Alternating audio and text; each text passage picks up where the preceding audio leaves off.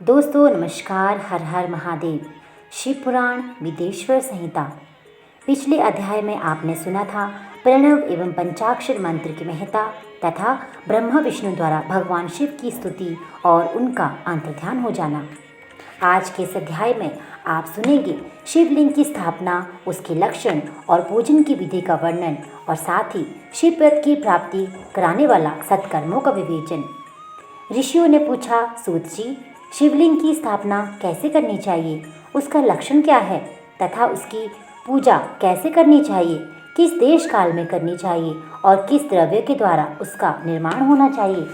सूत जी ने कहा, महर्षियों, मैं तुम लोगों के लिए इस विषय का वर्णन करता हूँ, ध्यान देकर सुनो और समझो।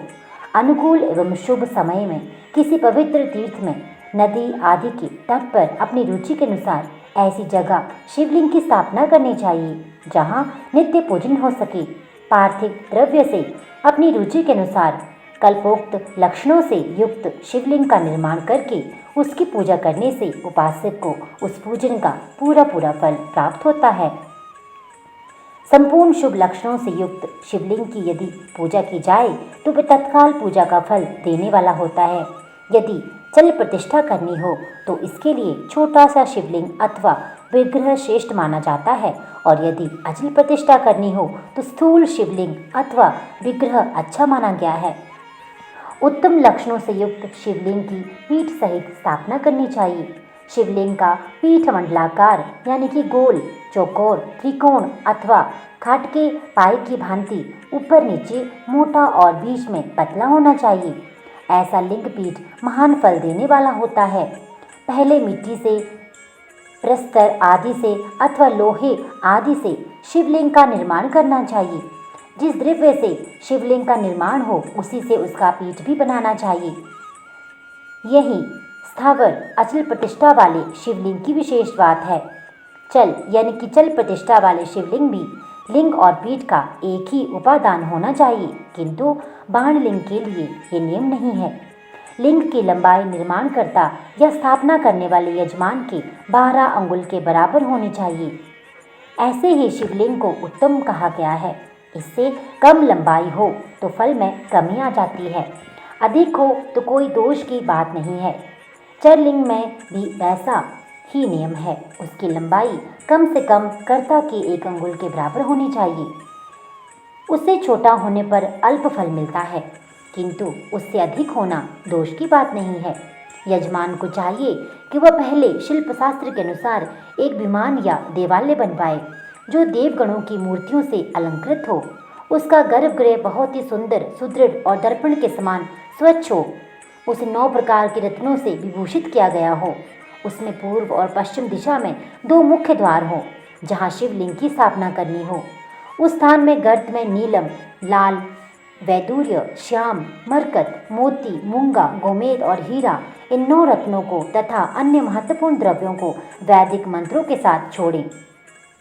सदोजात आदि 5 वैदिक मंत्रों द्वारा शिवलिंग का 5 स्थानों में क्रमशः पूजन करके अग्नि में हविष्य की अनेक आहुतियाँ दें और परिवार सहित मेरी पूजा करके गुरु स्वरूप आचार्य को धन से तथा भाई बंधुओं को मन चाही वस्तुओं से संतुष्ट करें। याचकों को जड़ तथा चेतन वैभव प्रदान करें। स्थावर संगम सभी जीवों को यत्नपूर्वक संतुष्ट करके एक गड्ढे में सुवर्ण तथा 9 प्रकार के रत्न भरकर सदोजाति वैदिक मंत्रों का उच्चारण करके परम कल्याणकारी महादेव जी का ध्यान करें। तत्पश्चात नाद घोष से युक्त महामंत्र ओमकार का उच्चारण करके उक्त गड्ढे में शिवलिंग की स्थापना करके उसे पीठ से संयुक्त करें। इस प्रकार पीठ युक्त लिंग की स्थापना करके उसे नित्य लेप दीर्घ काल तक टिके रहने वाले मसाले से जोड़कर स्थिर करें। इसी प्रकार वहाँ परम सुंदर बेर यानी कि मूर्ति की भी स्थापना करनी चाहिए। सारांश ये है कि भूमि संस्कार आदि की सारी विधि जैसी लिंग प्रतिष्ठा के लिए कही गई है, वैसे ही बेर यानी मूर्ति प्रतिष्ठा के लिए भी समझनी चाहिए। अंतर इतना ही है कि लिंग प्रतिष्ठा के लिए प्रणव मंत्र के उच्चारण का विधान है, परंतु वेर की प्रतिष्ठा पंचाक्षर मंत्र से करनी चाहिए। जहाँ लिंग की प्रतिष्ठा हुई है वहाँ भी उत्सव लिए बाहर सवारी निकालने आदि के निमित्त बैर को रखना चाहिए। बेर को बाहर से भी लिया जा सकता है। उसे गुरुजनों से ग्रहण करें। बाह्य वैर वही लेने योग्य है जो साधु पुरुषों द्वारा पूजित हो। इस प्रकार लिंग में और वैर में भी की हुई महादेव जी की पूजा शिव पद प्रदान करने वाली होती है। स्थावर और जंगम में भेद से भी लिंग भी दो प्रकार का कहा गया है। वृक्ष, लता आदि को स्थावर लिंगम कहते हैं और कृमि कीट आदि को जंगम लिंग कहते हैं। स्थावर लिंग की सींचने आदि के द्वारा सेवा करनी चाहिए और जंगम लिंग को आहार एवं जल आदि देकर तृप्त करना उचित है। उन स्थावर जंगम जीवों को सुख पहुँचाने में अनुरक्त होना भगवान शिव का पूजन है, ऐसा विद्वान पुरुष मानते हैं। यों चराचर जीवों को ही भगवान शंकर के प्रतीक मानकर उनका पूजन करना चाहिए। इस तरह महालिंग की स्थापना करके विविध उपचारों द्वारा उसका पूजन करें। अपनी शक्ति के अनुसार नित्य पूजा करनी चाहिए और देवालय के पास ध्वजारोहण आदि करना चाहिए। शिवलिंग साक्षात शिव का पद प्रदान करने वाला है अथवा चरलिंग में षोडशोपचारों द्वारा यथोचित रीति से क्रमशः पूजा करें। ये पूजन भी शिव पद प्रदान करने वाला है। आवाहन, आसन, अर्घ्य, पाद्य, पाद्यांग, आचमन, अभंग्य पूर्वक स्नान, वस्त्र, यदोपवीत, गंध, पुष्प, धूप, दीप, नैवेद्य, तांबुल, समर्पण, नीराजन, नमस्कार और विसर्जन ये 16 उपचार हैं अथवा अर्घ्य से लेकर नैवेद्य तक विधिवत पूजन करें। अभिषेक, नैवेद्य, नमस्कार और तर्पण ये सब यथाशक्ति नित्य करें। इस तरह किया हुआ शिव का पूजन शिव पद की प्राप्ति कराने वाला होता है अथवा किसी मनुष्य द्वारा स्थापित शिवलिंग में, ऋषियों द्वारा स्थापित शिवलिंग में, देवताओं द्वारा स्थापित शिवलिंग में, अपने आप प्रकट हुए स्वयंभू लिंग में तथा अपने द्वारा नूतन स्थापित हुए शिवलिंग में भी उपचार समर्पण पूर्वक जैसे तैसे पूजन करने से या पूजन की सामग्री देने से भी मनुष्य ऊपर जो कुछ कहा गया है वह सारा फल प्राप्त कर लेता है। क्रमशः परिक्रमा और नमस्कार करने से भी शिवलिंग से पद की प्राप्ति कराने वाला होता है। यदि नियम पूर्वक शिवलिंग का दर्शन मात्र कर लिया जाए तो वह भी कल्याण पद होता है। मिट्टी, आटा, गाय के गोबर, फूल, कनेर, पुष्प, फल, गुड़, मक्खन, भस्म तथा अन्न से भी अपनी रुचि के अनुसार शिवलिंग बनाकर तदनुसार उसका पूजन करें अथवा प्रतिदिन 10,000 प्रणव मंत्र का जाप करें अथवा दोनों संध्याओं के समय 1-1 सहस्त्र प्रणव का जाप किया करें। ये क्रम भी शिव पद की प्राप्ति कराने वाला है, ऐसा जानना चाहिए। जप काल में मकरांत प्रणव का उच्चारण मन की शुद्धि कराने वाला होता है। समाधि में मानसिक जप का विधान है तथा अन्य सब समय भी उपांशु ही जप ही करना चाहिए। नाद और बिंदु से युक्त ओंकार के उच्चारण को विद्वान पुरुष समान प्रणव कहते हैं। यदि प्रतिदिन आदरपूर्वक 10,000 पंचाक्षर मंत्र का जप किया जाए अथवा दोनों संध्याओं के समय 1-1 सहस्त्र ही जप किया जाए तो उसे शिव पद की प्राप्ति कराने वाला समझना चाहिए। ब्राह्मणों के लिए आदि में प्रणव से युक्त पंचाक्षर मंत्र अच्छा बताया गया है। कलश से किया हुआ स्नान, मंत्र की दीक्षा, मातृकाओं का न्यास, सत्य से पवित्र अंतकरण वाला ब्राह्मण तथा ज्ञानी गुरु इन सबको उत्तम माना गया है। द्विजों के लिए नमः शिवाय के उच्चारण का विधान है। द्विजेतरों के लिए अंत में नमः पद की प्रयोग की विधि है अर्थात वे शिवाय नमः इस मंत्र का उच्चारण करें। स्त्रियों के लिए भी कहीं कहीं विधि पूर्वक नमोन्त उच्चारण का ही विधान है अर्थात वे भी शिवाय नमः का ही जाप करें। कोई ऋषि ब्राह्मण की स्त्रियों के लिए नमः पूर्वक शिवाय के जप की अनुमति देते हैं अर्थात वे नमः शिवाय का जप करें। पंचाक्षर मंत्र का 5 करोड़ जप करके मनुष्य भगवान सदाशिव के समान हो जाता है।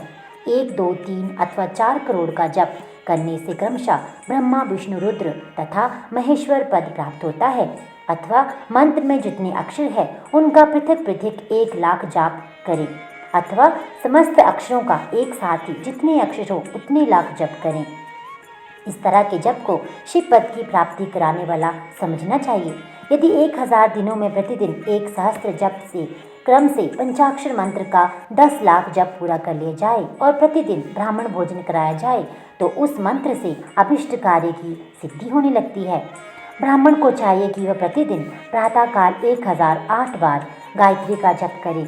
ऐसा होने पर गायत्री क्रमशः शिव का पद प्रदान करने वाली होती है। वेद मंत्रों और वैदिक सूक्तों का भी नियम पूर्वक जप करना चाहिए। वेदों का पारायण भी शिव पद की प्राप्ति कराने वाला है, ऐसा जानना चाहिए। अन्यान्य जो बहुत से मंत्र हैं उनका भी जितने अक्षर हों उतने लाख जप करें। इस प्रकार जो यथाशक्ति जप करता है वह क्रमशः शिव पद यानी मोक्ष को प्राप्त कर लेता है। अपनी रुचि के अनुसार किसी एक मंत्र को अपनाकर मृत्यु पर्यंत प्रतिदिन उसका जप करना चाहिए अथवा ओम इस मंत्र का प्रतिदिन 1 सहस्त्र जप करना चाहिए। ऐसा करने पर भगवान शिव की आज्ञा से संपूर्ण मनोरथों की सिद्धि होती है। जो मनुष्य भगवान शिव के लिए फूलवाड़ी या बगीचे आदि लगाता है तथा शिव की सेवा कार्य के लिए मंदिर में झाड़ने बुहारने आदि की व्यवस्था करता है, वह इस पुण्य को करके शिव पद प्राप्त कर सकता है। भगवान शिव के जो काशी आदि क्षेत्र हैं उनमें भक्तिपूर्वक नित्य निवास करें। वह जड़ चेतन सभी को भोग और मोक्ष देने वाला होता है। अतः विद्वान पुरुष को भगवान शिव के क्षेत्र में आमरण निवास करना चाहिए। पुण्य क्षेत्र में स्थित बावड़ी, कुआं और पोखरे आदि को शिव गंगा समझना चाहिए। भगवान शिव का ऐसा ही वचन है, वहाँ स्नान दान और जप करके मनुष्य भगवान शिव को प्राप्त कर लेता है। अतः मृत्यु पर्यंत शिव के क्षेत्र का आश्रय लेकर रहना चाहिए। जो शिव के क्षेत्र में अपने किसी मृत संबंधी का दाह दशाह मासिक श्राद्ध सपिंडीकरण अथवा वार्षिक श्राद्ध करता है अथवा कभी भी शिव के क्षेत्र में अपने पितरों को पिंड देता है, वे तत्काल सब पापों से मुक्त हो जाता है, अंत में शिव पद पाता है। अथवा शिव के क्षेत्र में 7, 5, 3 या एक ही रात निवास कर ले। ऐसा करने से भी क्रमशः शिव पद की प्राप्ति होती है। लोक में अपने अपने वर्णों के अनुरूप सदाचार का पालन करने से भी मनुष्य शिव पद को प्राप्त कर लेता है। वर्णानुकूल आचरण से तथा भक्ति भाव से वह अपने सत्कर्म का अतिशय फल पाता है। कामना पूर्वक किए हुए अपने कर्म के अभिष्ट फल को शीघ्र ही पा लेता है। निष्काम भाव से किया हुआ सारा कर्म साक्षात शिव पद की प्राप्ति कराने वाला होता है।